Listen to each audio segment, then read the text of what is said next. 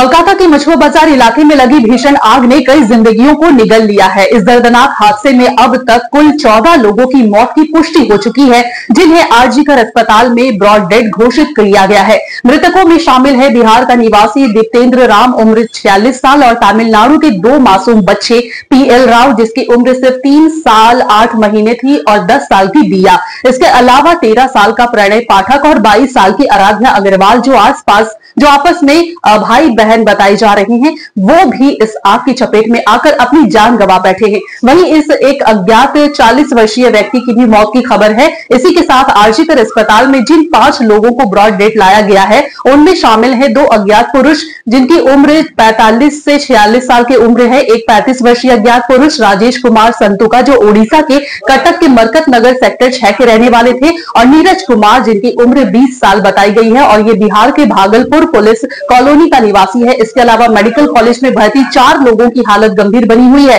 इनमें पासवान नामक एक व्यक्ति समेत सभी को पोस्टमार्टम के लिए भेजा जा चुका है। कोलकाता पुलिस आयुक्त मनोज कुमार वर्मा ने पत्रकारों से बातचीत करते हुए बताया है कि यह आग लगने की घटना रात करीब 8:15 बजे ऋतुराज होटल के परिसर में हुई है। 14 शव बरामद किए जा चुके हैं और टीमों द्वारा कई लोगों को बचाया गया है। पुलिस रिपोर्ट के मुताबिक 10 दमकल गाड़ियों ने आग पर काबू पा लिया है, लेकिन पूर्वी भारत में सबसे बड़ी थोक मार्केट बड़ा बाजार में भीड़भाड़ वाले इलाके में आपातकालीन सेवाओं को काम करने में मुश्किलों का सामना करना पड़ा। आग लगने के दौरान कई लोगों ने इमारत की खिड़कियों और सक्रिय दीवारों से भागने की भी कोशिश की। पुलिस आयुक्त ने बताया है कि बचाव अभियान लगातार जारी है और घटना की जांच के लिए एक स्पेशल टीम का भी गठन किया गया है। ऋतुराजे आज के अराउंड 8:15 একটা আগুনের ঘটনা হয়েছে এন্ড সব রুম দেখা হয়েছে और अन्य কোনো লোক এখনো অবধি পাওয়া যায়নি, বাট স্টিল আরেকবার থরো সার্চ করা হচ্ছে এন্ড একটা স্পেশাল টিম ফর্ম করা হয়েছে যারা তদন্ত করবে কি কারণে কি হয়েছে।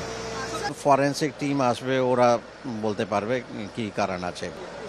আগে তো আমরা কারণ দেখছি, কি কারণে আগুন লেগেছে সেটা দেখা হবে এন্ড এখানে কি কি ল্যাকুনা আছে, কেন ওদের যারা বোর্ডার ছিলেন হোটেলে ওদেরকে কেন বের করা যায়নি টাইমলি, কি কি স্টেপস যেটা অ্যাজ পার নিয়ম যেটা থাকার উচিত আর ছিল না সেগুলো নিশ্চয়ই দেখা হবে।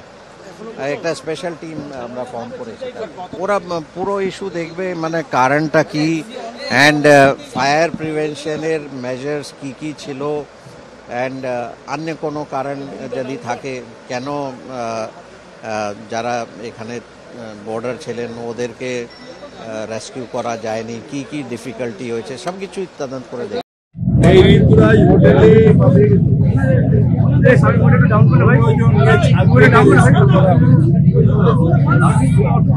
একজন পরিষেই লাফিয়ে পড়ে গেছিল, তার হাত পা ভেঙে গেছে।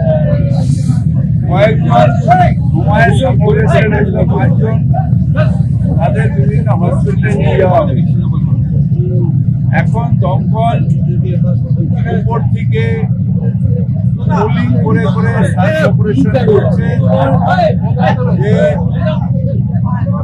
আর কোন লোক আটকে আছে কিনা, কেউ আনকনসিয়াস হয়ে গেছে কিনা সেটা দমকল দেখছে। এটা একটু সময় লাগবে, তার কারণ প্রচন্ড হিট।